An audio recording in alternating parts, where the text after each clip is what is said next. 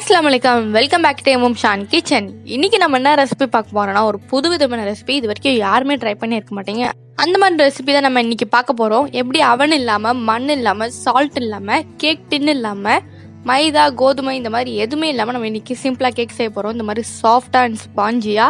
அதுக்கு முன்னாடி நம்ம சேனலை சப்ஸ்கிரைப் பண்ண மறக்காம சப்ஸ்கிரைப் பண்ணிக்கோங்க. பக்கத்துல இருக்க பெல் ஐகானை கிளிக் பண்ணிக்கோங்க. அப்பதான் நான் இந்த மாதிரி ரெசிபிஸ் போட்டா உங்களுக்கு உடனே நோட்டிபிகேஷனா வரும். வாங்க வீடியோக்கள் போலாம். ஃபர்ஸ்ட் அதுக்கு நான் ஒரு மிக்சியில் 4 முட்டை சேர்த்துக்கிறேன். நல்லா பெரிய மிக்சி, ஜூஸ் மிக்சி எடுத்துக்கோங்க. அப்படி இல்லைன்னா விஸ்க் எடுத்துக்கோங்க. இதில் வந்து நான் 1 கப் சர்க்கரை சேர்த்துக்கிறேன். இது ரெண்டையும் வந்து நம்ம நல்லா பிளெண்ட் பண்ணிட்டு வந்துடலாம். நல்லா பிளெண்டிங் ஆகணும், நல்லா க்ரீமி ஆகணும். ஒரு 10 நிமிஷம் நல்லா பிளெண்ட் பண்ணிக்கோங்க. சூடு ஏறாமல் பிளெண்ட் பண்ணிக்கோங்க. இப்போ நான் வந்து 2 கப் ரவை எடுத்திருக்கேன். இதில் வந்து 1/4 கப் தண்ணி சேர்த்துட்டு நான் லைட்டாக மிக்ஸ் பண்ணிவிட்டு ஊற வைக்க போகிறேன் ஒரு 5 நிமிஷம். இது நல்லா ஊறினா மட்டும் போதும். பாருங்க, இந்த மாதிரி நல்லா கட்டி கட்டியாக இருக்கும். கொஞ்ச நேரம் 5 நிமிஷம் விட்டிங்கன்னா நல்லா வந்து அது ஊறி நம்மளுக்கு நல்லா சாஃப்டாக வந்துடும். அதை அப்படியே மூடி வச்சுருங்க. இப்போ நம்ம முட்டை அடிச்சோலாம் பாருங்க, நல்லா வந்து க்ரீமியாக வந்திருக்கு. உங்ககிட்ட வந்து பிளெண்டர் இல்லைன்னா இந்த மாதிரி மிக்சியில் அடிச்சுக்கலாம்.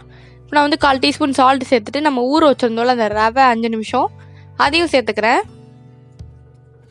இப்போ இது எல்லாத்தையும் சேர்த்துட்டு நான் 1/2 டீஸ்பூன் வெனிலா எசன்ஸ் சேர்த்துட்டு நல்லா ஸ்மூத் பேஸ்ட்டாக வந்து அரைச்சி எடுத்துக்க போகிறேன். பாருங்க, இந்த மாதிரி நல்லா ஸ்மூத்தாக இருக்கணும்.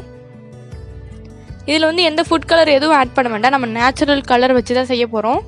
இந்த மாதிரி நல்லா ஸ்மூத் டெக்ஸ்சராக இருக்கணும். அப்போ தான் உங்களுக்கு கேக் நல்லா வரும். பாருங்க, நல்லா இந்த கன்சிஸ்டன்சி இருந்தால் தான் உங்களுக்கு கேக் நல்லா பேக் ஆகி வரும். பாருங்க, நல்லா வந்து நம்ம பிளெண்ட் பண்ணியாச்சு. இப்போ நான் ஒரு குக்கரில் வந்து ஹீட் பண்ணி வச்சுருக்கேன். நல்லா வந்து மீடியம் ஃப்ளேமில் வச்சுக்கோங்க. இப்போது நெய் நல்லா ஊறுகட்டும். நான் 2 டேபிள் ஸ்பூன் நெய் சேர்த்துக்கிறேன்.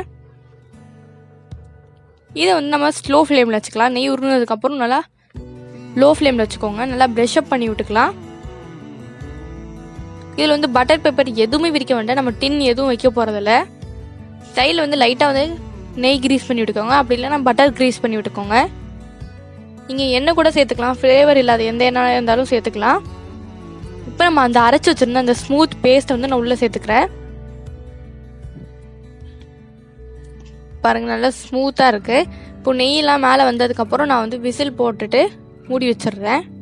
உள்ளே வந்து குக்கர் பேண்ட் போட்டுட்டு மேலே விசில் வச்சு நல்லா லோ ஃப்ளேமில் வச்சுருங்க. ஒரு 10லேருந்து 15 நிமிஷம் கரெக்டாக இருக்கும் இது வேகிறதுக்கு.